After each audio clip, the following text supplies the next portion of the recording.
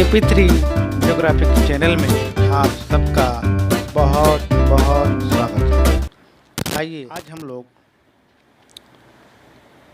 कक्षा 12 भूगोल प्रयोगात्मक के अध्याय 1 या कह लीजिए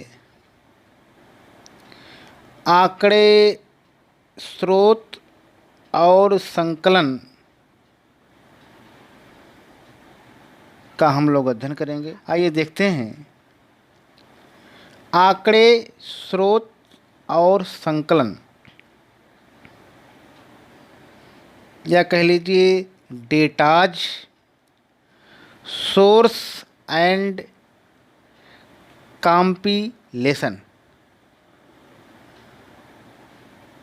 और सबसे पहले इसमें हम लोग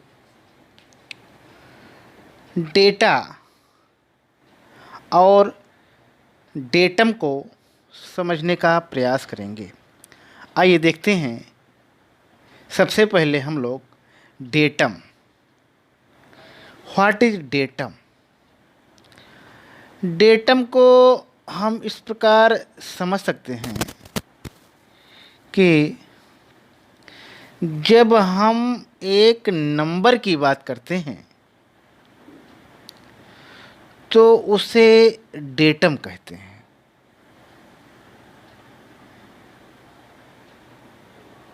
और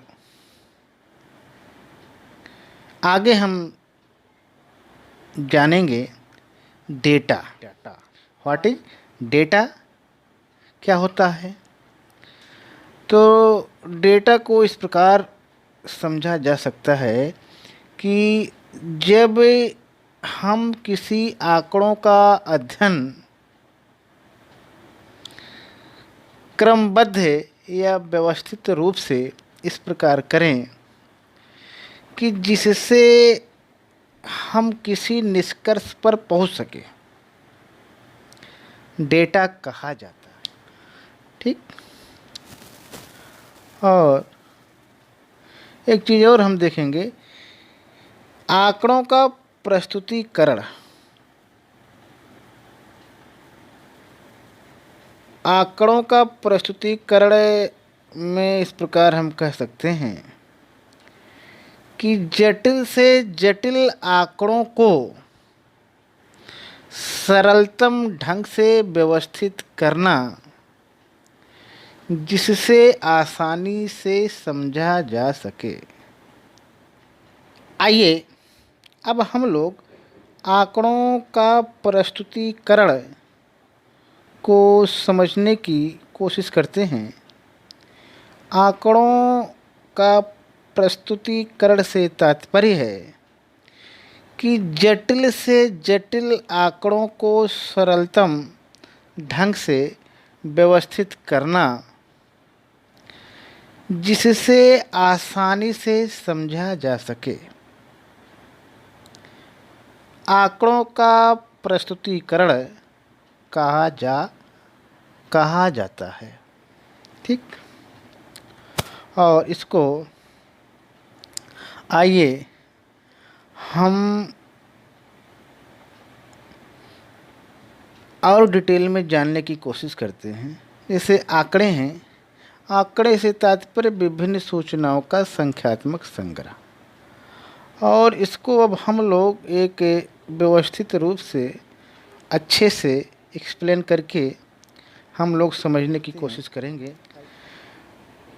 तो सबसे पहले परिचय में हम जानेंगे कि प्रयोगात्मक कार्य से आशय किसी काम को करके सीखने से लगाया जाता है, या कह लीजिए सिद्धांत यदि भूगोल विषय का शरीर है तो प्रयोगात्मक कार्य उसकी आत्मा है। प्रयोगात्मक कार्य का आधार मानचित्र, रेखाचित्र और आंकड़े होते हैं। और इस प्रकार से हम कह सकते हैं कि आंकड़ा से आशय अंकों के विशाल समूह तालिका से है, और जब परिणाम को एक तालिका में विविध संख्याओं द्वारा प्रकट किया जाता है तब वह आंकड़ा बन जाता है। आंकड़ा मौन रहकर भी एक भूगोलविद को अपनी मूक भाषा में बहुत कुछ कह देता है। और इस प्रकार से आगे देखेंगे कि आंकड़ों की मौन भाषा यथार्थ परिणाम को हमारे नेत्रों के समक्ष प्रस्तुत कर देती है। आंकड़ा वह संख्या है जो संख्याओं की भाषा से कार्य के मापन और परिणाम को अपनी आभा से ही हमारे समक्ष प्रस्तुत कर देती है। और इस प्रकार से आगे हम देखेंगे कि समाचार पत्रों, पत्रिकाओं, पुस्तकों, दूरदर्शन की विविध रिपोर्टों, मात्रात्मक सूचनाएं आंकड़ों द्वारा ही प्रस्तुत की जाती हैं। और इस प्रकार से आगे देखेंगे कि जून माह में मेरठ का तापमान 42 डिग्री सेंटीग्रेड, दिल्ली का तापमान 45 डिग्री सेंटीग्रेड और आगरा का 46 डिग्री सेंटीग्रेड, भोपाल का 44 डिग्री सेंटीग्रेड तापमान की दशाओं को प्रकट करने की आंकड़ा शैली है। और इस प्रकार से भूगोल के प्रयोगात्मक कार्य में तापमान की संख्यात्मक सूचनाएं ही आंकड़ों का स्वरूप धारण कर लेती हैं। और इस प्रकार से आगे हम लोग देखेंगे आंकड़े क्या है। आंकड़े क्या है, या कह लीजिए व्हाट इज डाटा। ठीक, आइए देखते हैं। आंकड़ों को यथार्थ रूप में उस संख्यात्मक सामग्री के रूप में परिभाषित किया जा सकता है जो मापन के परिणाम को प्रकट करने का कार्य करती है। और इस प्रकार से दूसरे शब्दों में कह सकते हैं कि आंकड़े वे संख्यात्मक तथ्य हैं जो समूह में एक साथ जुड़कर भूगोलविद के नेत्रों के समक्ष यथार्थ मापन का चित्र स्पष्ट कर देते हैं। ठीक, और इस प्रकार से हम लोगों ने आंकड़े को आइए चलते हैं हम लोग आंकड़ों की आवश्यकता। आंकड़ों की आवश्यकता को समझने की कोशिश करते हैं। सांख्यिकीय परिकलन करने में जिन तथ्यों की आवश्यकता होती है वे आंकड़े ही हैं। प्रायोगिक भूगोल के अध्ययन में आंकड़े एक महत्वपूर्ण भूमिका निभाते हैं। पृथ्वी के विविध रूपों और आर्थिक क्रियाकलापों की व्याख्या के लिए सबसे पहले आंकड़ों की ही आवश्यकता होती है। किसी क्षेत्र की फसलों का उत्पादन, सिंचित क्षेत्र, वर्षा की मात्रा तथा उर्वरकों, कीटनाशकों तथा उपकरणों की संख्या को आंकड़ों के माध्यम से सरलतापूर्वक जाना जा सकता है। और इस प्रकार से आगे देखेंगे कि प्रायोगिक भूगोल में अनेक जटिल तथ्यों के परिकलन और विश्लेषण में आंकड़े आवश्यक हो जाते हैं। और इस प्रकार से कह सकते हैं कि किसी क्षेत्र के आर्थिक विकास के लिए योजना बनाने के लिए उस क्षेत्र के उच्चावच जनसंख्या, कृषि, उद्योग तथा व्यवसाय के आंकड़े जुटाने होंगे, तभी उसके विकास हेतु योजनाएं बनेंगी। अतः यह कहना अक्षरशः सत्य है कि विकास और आर्थिक विकास की योजनाएं आंकड़ों का पीछा करती हैं। और आगे हम देखेंगे कि आंकड़े प्रयोगात्मक भूगोल के लिए ही नहीं, अर्थशास्त्र, भूगोल, वाणिज्य तथा सांख्यिकी के लिए भी आवश्यक है। और अब हम लोग आगे आंकड़ों का प्रस्तुतिकरण को समझेंगे। आइए देखते हैं। आंकड़ों को एकत्र करना जितना महत्वपूर्ण है, उससे कहीं अधिक उपयोगी होता है उनका प्रस्तुतिकरण। आंकड़ों के प्रस्तुतिकरण से आशय उन्हें उद्देश्यानुसार ठीक प्रकार से प्रस्तुति करने या उनके उपयोग करने से होता है। भूगोल के साथ साथ अन्य विषयों में आंकड़ों का उपयोग और प्रस्तुतिकरण बहुत ही आवश्यक बन गया है। किसी भी स्थान और वस्तु के संबंध को आंकड़े प्रस्तुत करके सुगमता से समझाया जा सकता है। चरों के मध्य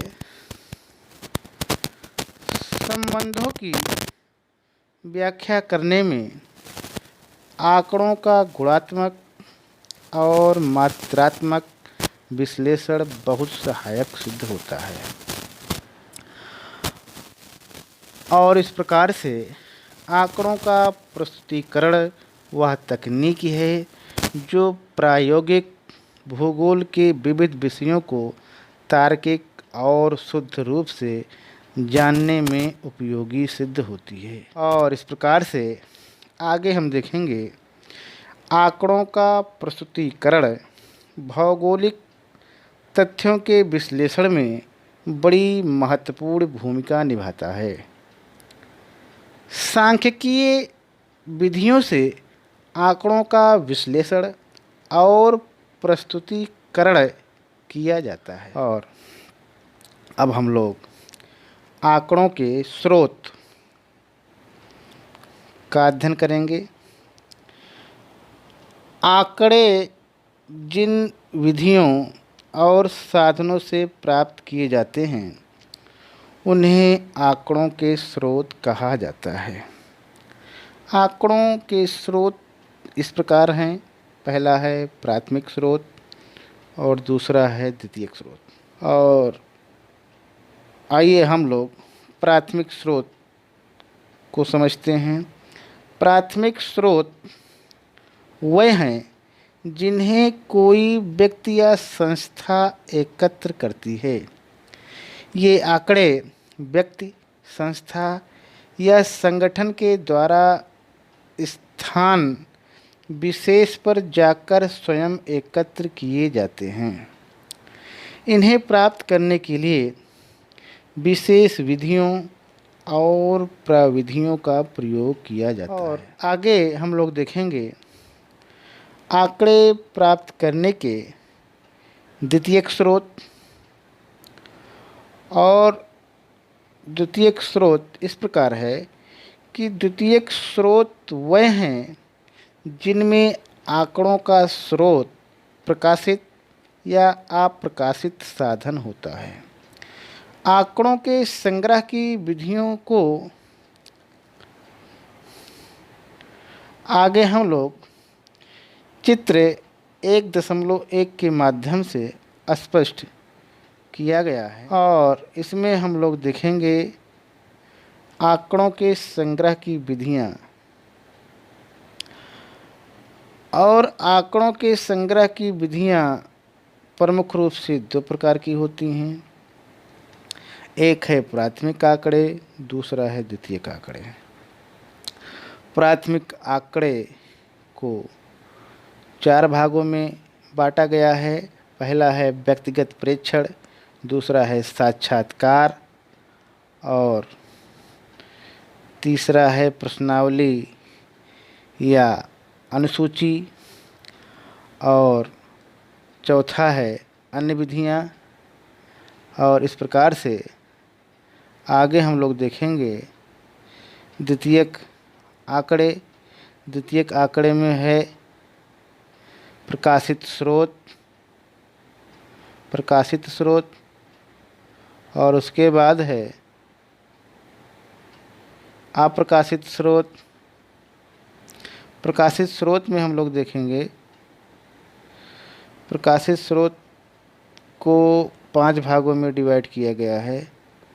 पहला है सरकारी, अर्ध सरकारी, अंतर्राष्ट्रीय, निजी प्रकाशन, समाचार पत्र।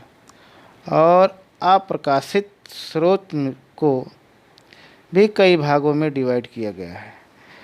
इसमें पहला है सरकारी, फिर उसके बाद अर्ध सरकारी, फिर आगे है व्यक्तिगत या गैर सरकारी प्रलेख, फिर आगे लास्ट है अन्य प्रलेख। ठीक, और इस प्रकार से आगे प्राथमिक आंकड़े प्राप्त करने के साधन को देखेंगे। प्राथमिक आंकड़े प्राप्त करने के साधन इस प्रकार हैं। पहला है व्यक्तिगत प्रेक्षण, दूसरा है साक्षात्कार, तीसरा है प्रश्नावली और अनुसूची, चौथा है अन्य साधन। और इस प्रेक्षण में हम कह सकते हैं कि प्राथमिक आंकड़ों का व्यक्तिगत प्रेक्षण स्रोत वह है जिसमें व्यक्ति या व्यक्तियों का समूह क्षेत्र में जाकर स्वयं प्रत्यक्ष रूप से सर्वेक्षण या खोजबीन करके आंकड़े एकत्र करता है। इस संदर्भ में निम्न मदों के आंकड़े एकत्र किए जाते हैं, और इस प्रकार से इसमें है का है भू आकृति लक्षण, खा है अपवाह प्रारूप, गा है मृदा और प्राकृतिक वनस्पति के प्रकार, और घा है जनसंख्या, संरचना, लिंगानुपात, साक्षरता, अंगा है परिवहन और संचार के साधन, और लास्ट है नगरीय और ग्रामीण अधिवास। और इस प्रकार से आगे है व्यक्तिगत प्रेक्षण से आंकड़े प्राप्त करने में व्यक्ति या समूह को निष्पक्षता से जो मूल्यांकन करना है उसका उसे सैद्धांतिक ज्ञान होना अनिवार्य है, ताकि वह वैज्ञानिक दृष्टिकोण से सही आंकड़े एकत्र कर सके। और इस प्रकार से आगे हम लोग देखेंगे साक्षात्कार। साक्षात्कार से आशय शोधकर्ता का क्षेत्र के लोगों के साथ संवाद करके सूचनाएं एकत्र करने से लगाया जाता है। साक्षात्कर्ता एक व्यक्ति या अनेक व्यक्तियों से बातचीत करके तथ्यों का पता लगाता है। साक्षात्कार करने वाले व्यक्ति को इस कार्य में निम्नलिखित सावधानियां रखनी होती है, जिसमें पहला है साक्षात्कार के विषय की एक उचित सूची बनाना। आगे है साक्षात्कारकर्ता को सर्वेक्षण के उद्देश्यों से भली भांति अवगत होना। संवेदनशील प्रश्न पूछने से पहले उत्तरदाता को अपने विश्वास में लेना और उसे आश्वस्त कर देना कि उसके उत्तर को गोपनीय रखा जाएगा। आत्मसम्मान और धार्मिक भावनाओं को क्षति पहुंचाने वाले प्रश्न ना पूछे जाएं। आगे है प्रश्न सरल और शिष्ट भाषा में पूछे जाएं ताकि उनका स्पष्ट उत्तर दिया जा सके। और आगे है शोधकर्ता को उत्तरदाता के साथ सहज संबंधों का प्रवेश बनना चाहिए। साक्षात्कार समाप्त हो जाने पर उत्तरदाता से अन्य आवश्यक सूचनाएं भी प्राप्त कर लेनी चाहिए। और सातवां है उत्तरदाता के प्रति धन्यवाद तथा कृतज्ञता भी देनी चाहिए। से आगे है तीसरा प्रश्नावली। प्रश्नावली से आशय प्रश्नों की उस लिखित सूची से होता है जिसे शोधकर्ता पूछना चाहता है, और इस सूची में प्रश्नों के साथ साथ उत्तर तथा उनके विकल्प भी लिखे होते हैं, और शोधकर्ता उत्तरदाता के दिए गए उत्तर के विकल्प पर निशान लगाता रहता है। प्रश्नावली में संरचनात्मक प्रश्नों के उत्तरों के लिए उचित स्थान छोड़ दिया जाता है, जिसमें उत्तरदाता का जवाब लिपिबद्ध कर दिया जाता है। अतः विस्तृत क्षेत्रों में सर्वेक्षण के समय लोगों से विचार एकत्र करने के लिए जो सूची बनाई जाती है उसे ही प्रश्नावली कहते हैं। प्रश्नावली डाक द्वारा प्रेषित करके भी सूचनाएं एकत्र की जाती हैं। प्रश्नावली के माध्यम से सूचनाएं शिक्षित और समझदार लोगों से ही प्राप्त की जानी चाहिए। अनुसूची। चौथा है अनुसूची। जांच पड़ताल से जुड़े प्रश्नों की सूची को अनुसूची नाम दिया जाता है। प्रश्नावली के उत्तरों को उत्तर देने वाला स्वयं भरता है, जबकि अनुसूची के प्रश्नों के उत्तर शोधकर्ता पूछ कर भरता जाता है। अनुसूची के द्वारा सूचनाएं शिक्षित और अशिक्षित दोनों से प्राप्त कर ली जाती है। हाँ, अनुसूची भरने वाला शोधकर्ता भी इस कार्य में दक्ष होना चाहिए। इस प्रकार से आगे है पांचवा अन्य विधियाँ। मृदा और जल की गुणवत्ता जानने के लिए जिन अन्य विधियों का प्रयोग किया जाता है उन्हें मृदा किट तथा जल किट का उपयोग किया जाता है। इन्हीं किटों के द्वारा दोनों की गुणवत्ता का मापन करके आंकड़े एकत्र कर लिए जाते हैं। देखेंगे आंकड़ों के द्वितीयक स्रोत। आइए इसको देखते हैं। आंकड़े एकत्र करने के द्वितीयक स्रोतों से आशय प्रकाशित और अप्रकाशित स्रोतों से लगाया जाता है। ये स्रोत सरकारी प्रकाशन लेखों और रिपोर्टों के रूप में उपलब्ध होते हैं। प्रकाशित साधन। प्रकाशित साधन में सबसे पहले है सरकारी प्रकाशन। सरकार के सभी प्रशासनिक विभाग, जनपद स्तर जिला बुलेटिन, राज्य स्तर पर राज्य प्रकाशन तथा केंद्रीय स्तर पर विविध मंत्रालय जो प्रलेख प्रकाशित कराते हैं वह द्वितीय सूचनाओं के स्रोत कहलाते हैं, जैसे जनसंख्या रिपोर्ट या कह लीजिए भारतीय मौसम विज्ञान की मौसम। दूसरा है अर्ध सरकारी प्रकाशन। नगर पालिकाओं, नगर निगमों और जिला परिषदों की रिपोर्टों के प्रकाशन को अर्ध सरकारी प्रकाशन के अंतर्गत रखा जाता है। तीसरा अंतर्राष्ट्रीय प्रकाशन। संयुक्त राष्ट्र संघ एक अंतर्राष्ट्रीय संस्था है जिसकी विभिन्न विशिष्ट समितियां जैसे संयुक्त राष्ट्र वैज्ञानिक तथा सांस्कृतिक गठन यूनेस्को, संयुक्त राष्ट्र विकास कार्यक्रम UNDP, खाद्य एवं कृषि संगठन FAO या WHO हम लोग देखेंगे। चौथा है निजी प्रकाशन।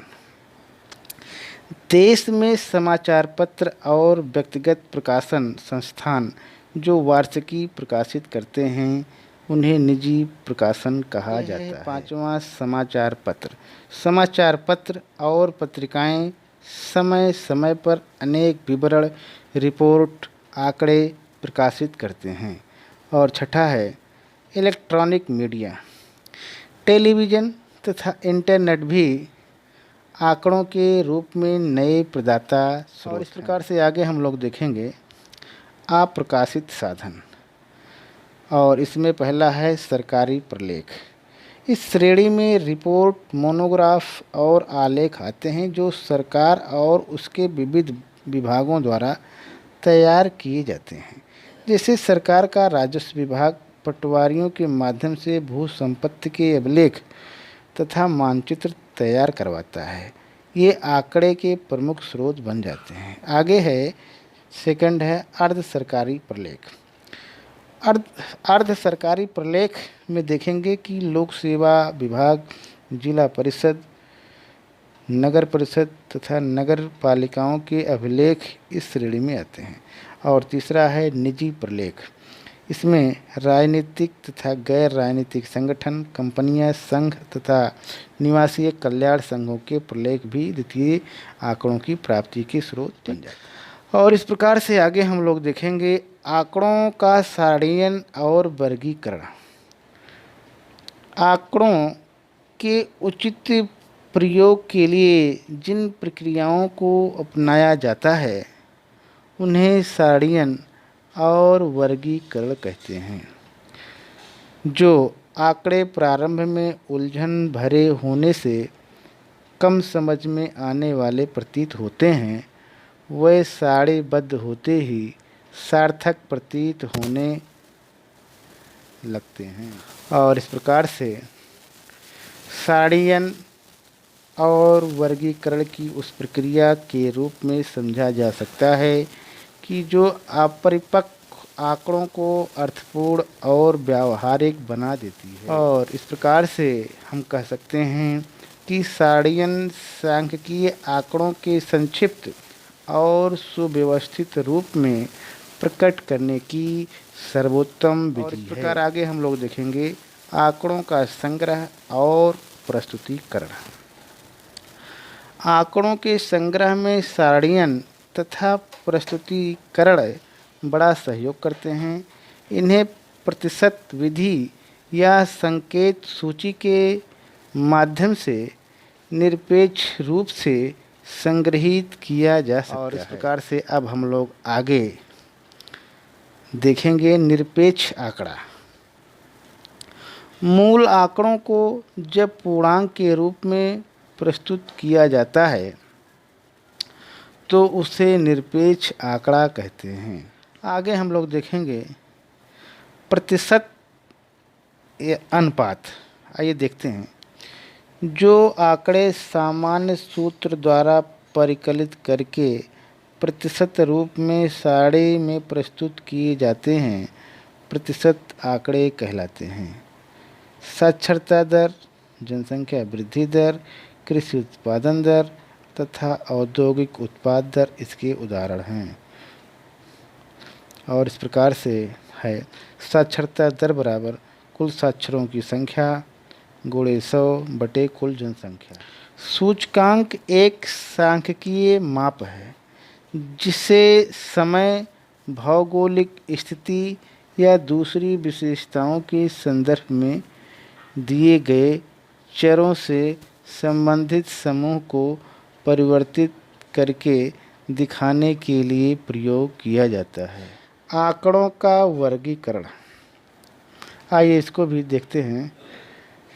आंकड़ों का वर्गीकरण माने अवर्गीकृत आंकड़ों को मात्रा का बोध करने के लिए उन्हें लघुकृत करने की प्रक्रिया आंकड़ों का वर्गीकरण कहलाती है। वर्गीकरण की प्रक्रिया। इस प्रक्रिया में प्रत्येक वर्ग का वर्ग अंतराल तथा वर्गों की संख्या निश्चित की जाती है जिससे कच्चे आंकड़ों को ठीक से वर्गीकृत किया जा सके। आवृत्त बहुभुज, फ्रीक्वेंसी पॉलीगॉन। आवृत्त वितरण के ग्राफ को आवृत्त बहुभुज कहा जाता है। यह दो या दो से अधिक आवृत्त वितरण की तुलना करने में प्रयुक्त होता है। और इस प्रकार से आगे हम लोग देखेंगे ओजाइव। ओजाइव को इस प्रकार समझते हैं कि संचयी आवृत्ति को प्राप्त किए गए वक्र को चाप विकर्ण या ओजाइव कहा जाता है। इसके निर्माण में कमतर विधि या अधिकतर विधि का प्रयोग किया जाता है। और इस प्रकार से आज हम लोगों ने भूगोल प्रयोगात्मक के अध्याय 1 का अध्ययन किया। आज यहीं तक। बहुत बहुत धन्यवाद।